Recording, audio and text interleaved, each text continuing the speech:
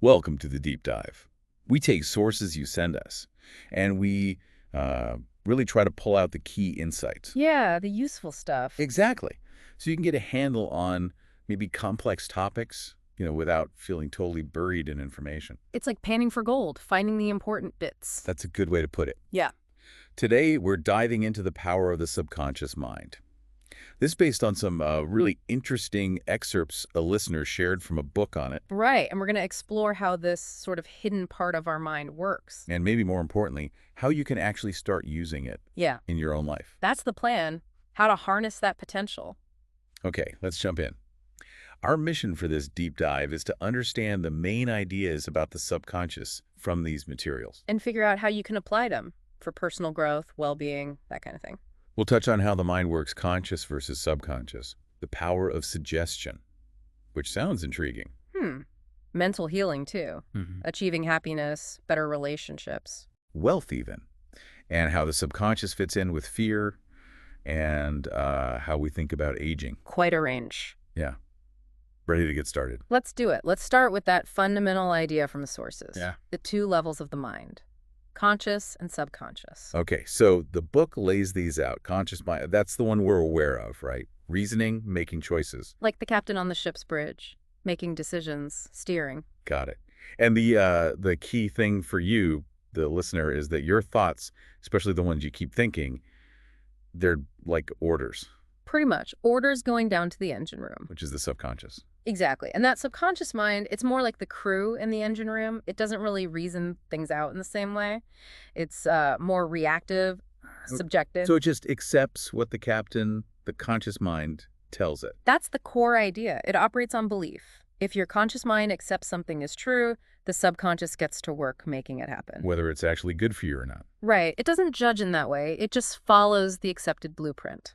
Okay, that's interesting. And this subconscious, it also runs the body's automatic stuff. Yeah, think about it. Your heartbeat, digestion, breathing. You don't consciously manage that. No, definitely not. That's the subconscious working constantly in the background like this amazing autopilot.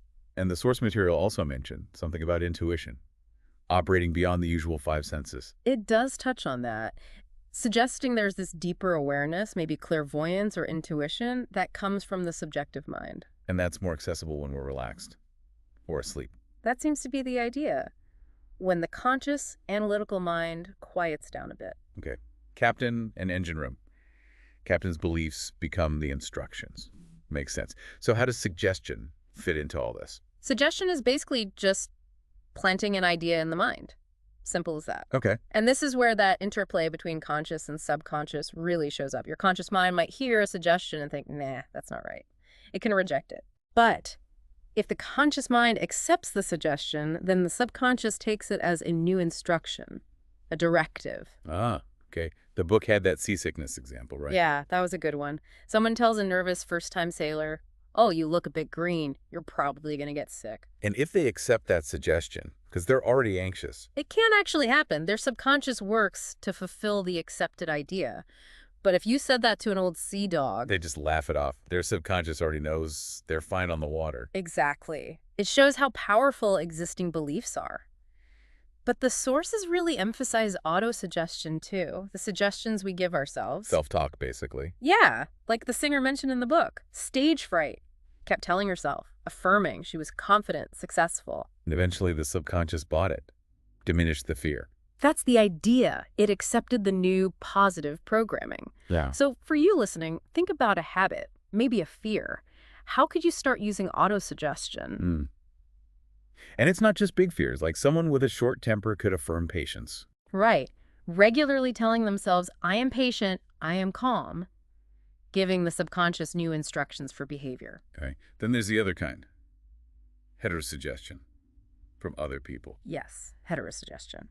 And the sources warn these can be really powerful for good or, well, not so good. Like negative stuff said to us when we were kids. Exactly. Those things can lodge deep down, become limiting beliefs in the subconscious, unless we consciously dig them up and challenge them later on. Wow. There was that really intense story.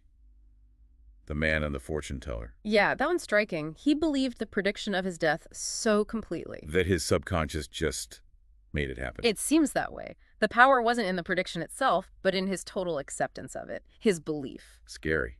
But the book contrasts that, right, with Dr. Esdale. Yes, using suggestion for positive outcomes.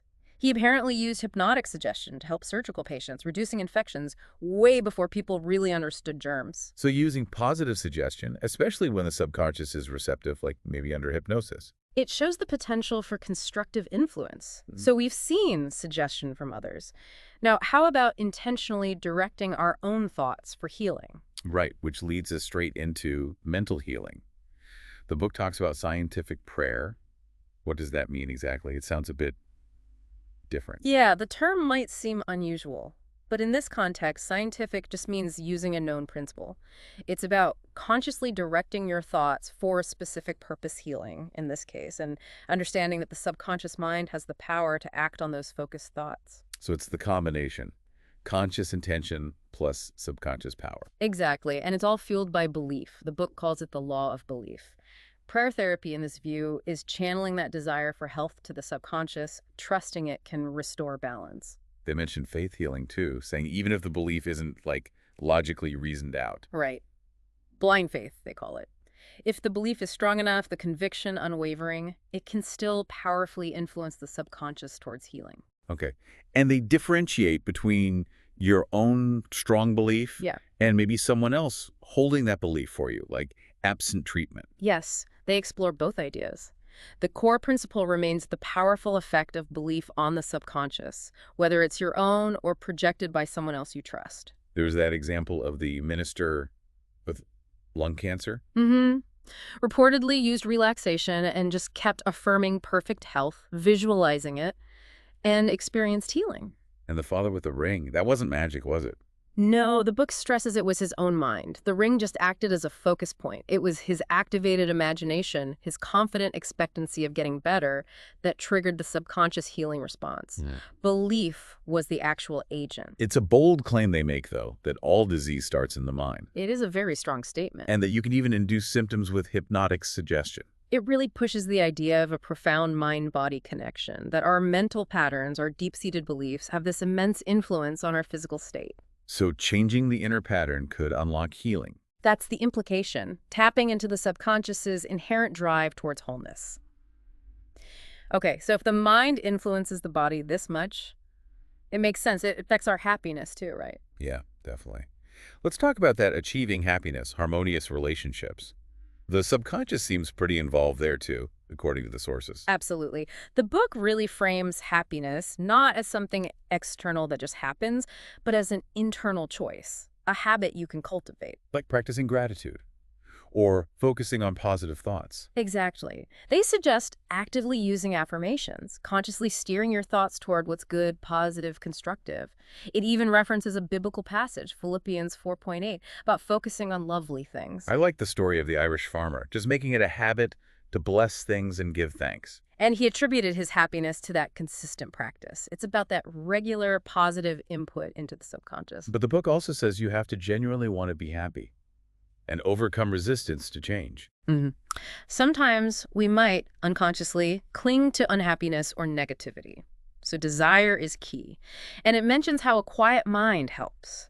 The business manager who improved things with his colleagues How did he do that again? by quietly affirming positive qualities about them in his own mind, changing his internal attitude towards them, which then seemed to shift the external dynamic. It sounds like that principle again, what you sow, you reap. How you think about others affects the relationship. Definitely. They connect it to the idea that your inner speech, the silent conversations and judgments you have in your head, can really impact things, like that salesman who disliked his manager. And felt held back because of it. Yeah, the suggestion is his own inner negativity was creating a barrier. This leads into emotional maturity then, not letting others push your buttons. Right. Recognizing that your reactions, your feelings happen inside your mind. You have a choice in how you respond, rather than just being reactive to external events or people. And thinking well of others. Empathy. There was the secretary who disliked women. Yes, and she consciously worked on it through prayer and affirmations, focusing on harmony and goodwill, and reportedly changed her feelings and experiences. So some practical tips from the book. Viewing the subconscious like a recorder. Picking up our habitual thoughts about people. Yeah, and being mindful of that. Avoiding hateful thoughts because they ultimately harm us. realizing our mind has this creative power in shaping interactions. Makes sense. Okay, we've covered health, happiness, relationships. What about wealth? That's a big one for many people. It is, and the sources have a specific take on the subconscious mind and our experience of wealth or lack. It seemed to challenge the hard work is the only way. It did. Yeah. It introduces this concept of an effortless way of life, suggesting that real abundance often flows more easily when you're doing something you genuinely love and are aligned with. And financial struggles might mean a lack of subconscious conviction, that you don't truly believe you can have plenty. That's the core idea. There's a mismatch between consciously wanting wealth and subconsciously expecting or believing in lack. Your dominant idea, the one your subconscious accepts, tends to win out. So if you keep thinking about poverty, even while saying you want wealth, The subconscious picks up on the dominant vibration, the fear, the expectation of lack. The book warns about this, making affirmations for wealth, then immediately thinking, oh, but I can't pay this bill. you're kind of canceling out the positive suggestion, like digging up the seed you just planted. Exactly. You need to let that positive idea take root without constantly undermining it with doubt and fear. Did it give specific affirmations for wealth? Yes, it offered examples for cultivating a wealth consciousness, improving sales, things like that. The key is consistency, impressing these ideas onto the subconscious, and conversely, being really careful not to dwell on lack. Because the subconscious magnifies whatever you focus on. That's the principle presented. Focus on lack, you get more lack. Focus on abundance. Interesting. And the idea that real wealth starts with ideas. That the subconscious is this source of creativity, innovation, and opportunity. And it also mentioned not resenting others' success. Right. That feeling resentful about wealthy people actually blocks your own flow. Yeah, it creates this internal contradiction. The advice is to genuinely celebrate the prosperity of others, feel happy for them, and even ask for inner guidance on your own path, like with investments. It also brought up that you can't get something for nothing idea. Yes, connecting actions like stealing to an underlying mentality of lack.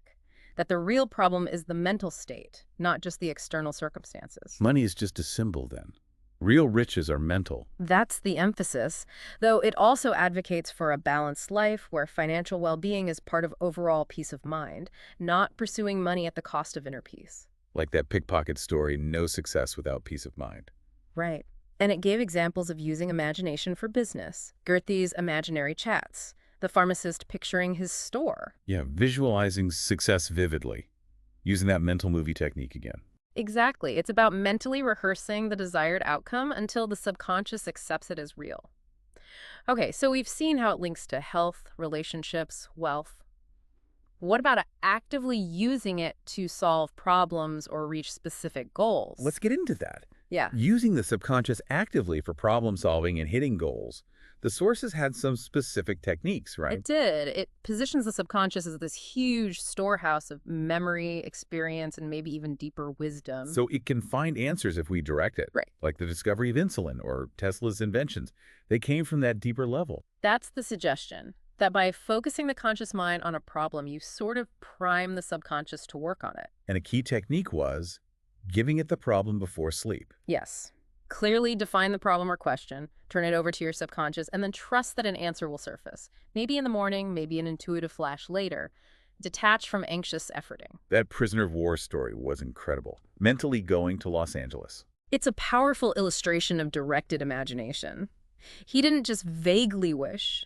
He vividly, consistently lived the experience of being there in his mind. Until it manifested. According to the story, yes. It really highlights controlling your imagination, making it work for you, aligning the mental picture with what you want, like the girl with the legal problem, picturing the positive outcome. And that mental movie method again. Really playing out the scene of success in your mind. Yes, making it feel real, seeing the property sold, feeling the relief and satisfaction, engaging the senses and emotions in your visualization. What was the Baudouin technique? Yeah. Condensing it down. Right. Creating a short, easily remembered phrase that encapsulates your desire, like, it is finished in divine order, and repeating it like a lullaby as you're drifting off to sleep, bypassing the conscious mind's resistance. Simple but potentially powerful. Yeah. And Mr. Broke's gratitude method. Just constantly saying, thank you, Father, for my wealth, shifting his entire focus from what he lacked to gratitude for abundance, even before it fully manifested. And apparently, things started changing for him. And the affirmative method, just stating, the desired outcome as already true. Like the sister healing from gallstones by affirming perfect health. Yes, assuming the feeling of the wish fulfilled. Then there was the argumentative method. That sounded a bit different. Yeah. Convincing yourself the illness is based on false beliefs. Kind of like a mental debate. Reasoning with yourself or the patient to dismantle the belief structure supporting the illness. Quimby apparently used this. And finally, the decree method. Yeah. The stating it with force. With feeling and faith, yes. Declaring that something will happen, like the young woman getting rid of the unwanted suitor by decreeing her freedom and peace. Lots of different tools there. Okay, moving towards the end, let's talk about the subconscious's basic nature and how that helps overcome fear. Right. This is fundamental. The sources emphasize that, like, over 90% of our mental life is subconscious. Not that much. Yeah.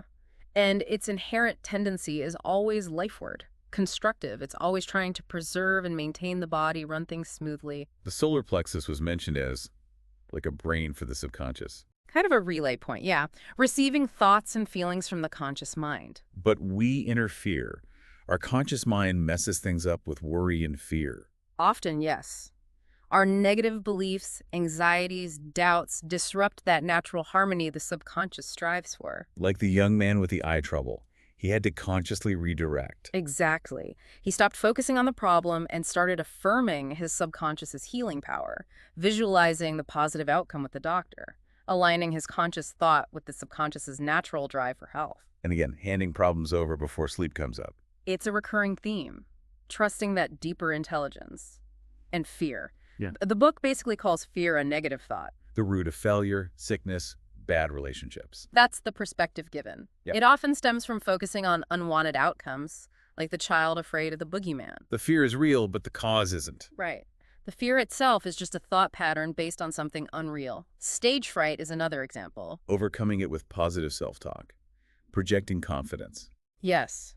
And fear of failure, like in exams. That suggestive amnesia where you blank out. Horrible feeling. The book says it happens because the fear of failure becomes the dominant thought. Instead, focus on success. Visualize passing, feeling good about it. Like the medical student imagining his mother congratulating him. Mm-hmm.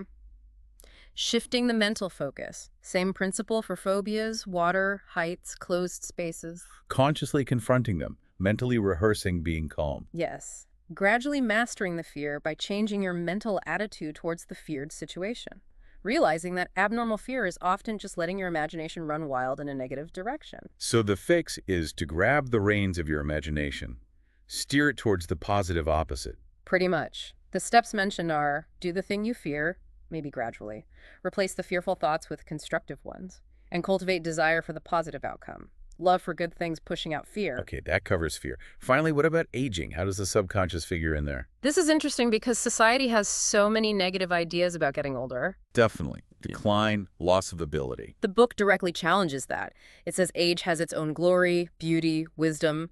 It quotes Emerson, don't count years unless there's nothing else to count. Meaning focus on quality, not just quantity. Exactly. Things like character, mental abilities, faith, convictions. They don't automatically decay. The mind doesn't have to grow old.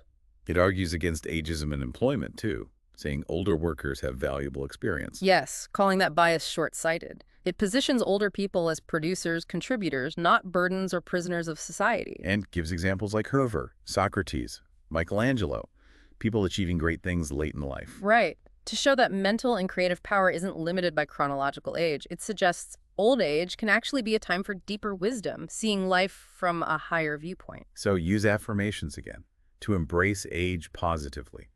Reject the negative programming. That's the recommendation. Affirm vitality, wisdom, continued contribution. See retirement not as an end, but as a new beginning, a chance to finally do things you've always wanted to. Keep the mind active and engaged. Okay, quite a journey through the subconscious. As we wrap up, what are the main takeaways here based on these sources? I think the absolute core message is that your subconscious mind is incredibly powerful, and it's deeply influenced by your habitual conscious thoughts and, crucially, your beliefs. What you accept is true. Exactly. So by understanding these principles, you can start using tools like suggestion, affirmation, Like the visualization. mental movie thing? Yeah, all of that to consciously guide your subconscious towards goals, healing, happiness, better relationships, abundance, even changing how you experience fear and aging. It's about taking the reins, isn't it? It really is, Yeah. realizing you have more influence over your inner world and therefore your outer experience than maybe you thought. And just to reiterate for everyone listening, this whole deep dive came from materials you provided.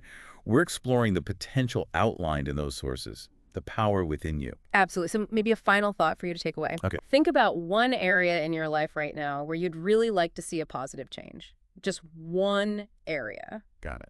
How could you start, maybe even today, consciously impressing your subconscious with a new blueprint? A new set of positive beliefs, feelings, mental images for that specific outcome. What's one small step you could take? Hmm. That's a really practical challenge. Food for thought. Definitely something to mull over. Some powerful ideas here. We really encourage you to explore them further if they resonate. And let us know your experiences or suggest other topics you'd like us to dive into. Yeah, we'd love to hear from you. Thanks for joining us on this deep dive today.